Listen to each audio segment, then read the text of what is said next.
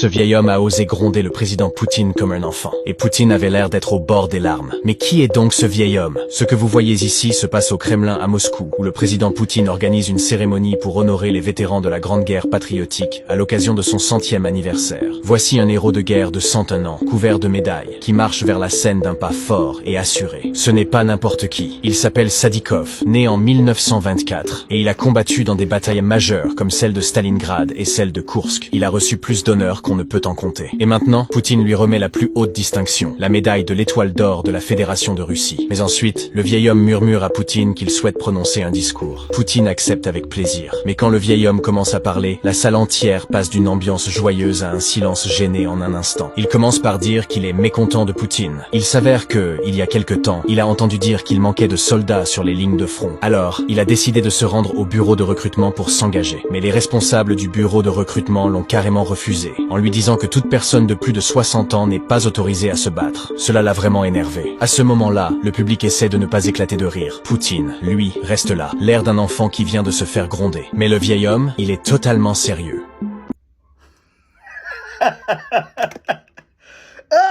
Non, c'est ça là qu'on appelle le patriotisme. Hein? Il a 100 et quelques, 101 ans.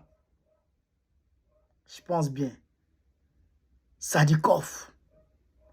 Il a participé à la Deuxième Guerre mondiale, la bataille de Kursk et la bataille de Stalingrad. La bataille de Stalingrad, c'est une bataille qui a fait des millions de morts pour une ville. Stalingrad, la ville de Staline. Staline qui était le président d'alors de l'Union soviétique. Après la révolution bolchevique, Lénine est décédé, il a pris la place de Lénine. Frère! Ouais. Ça me rappelle le maréchal Georgi Zhukov.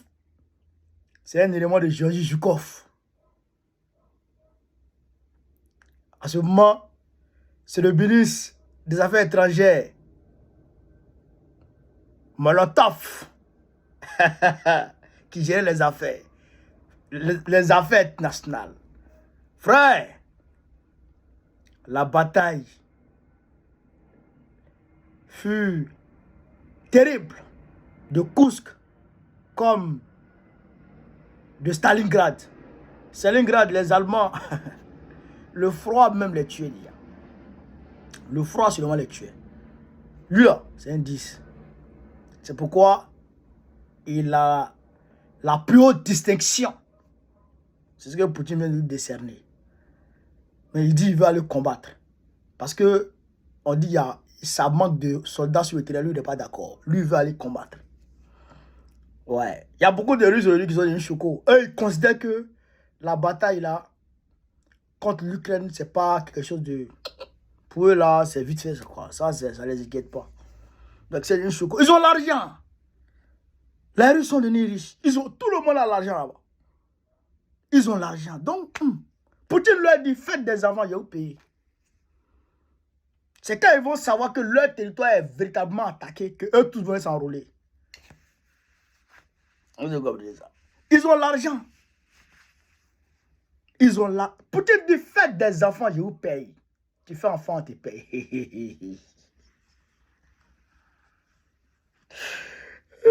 Il y a les voix claires dedans. J'ai envie d'aller là-bas. Ah, 17 millions de kilomètres carrés. Près de 200 millions d'habitants. C'est quoi ça? 17 millions de kilomètres carrés. La Chine, c'est 9 millions de kilomètres carrés. Et puis, ils ont près de 1 milliard 600 millions d'habitants.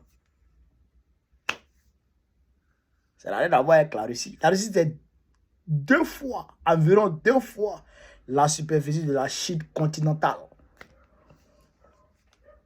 Ils sont pauvres en démographie. Donc, il dit aux Russes, faites les enfants en paix. Donc, ils ont l'argent. C'est pourquoi, bon, actuellement, ils sont des beaux gosses.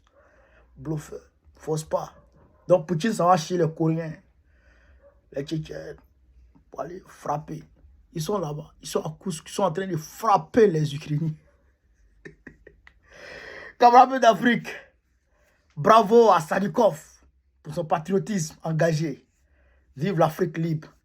Vive le panafricanisme. Vive tous les présidents panafricains. Gbagbo, président Biko Rwanda, merci, Inch'Allah. On est ensemble.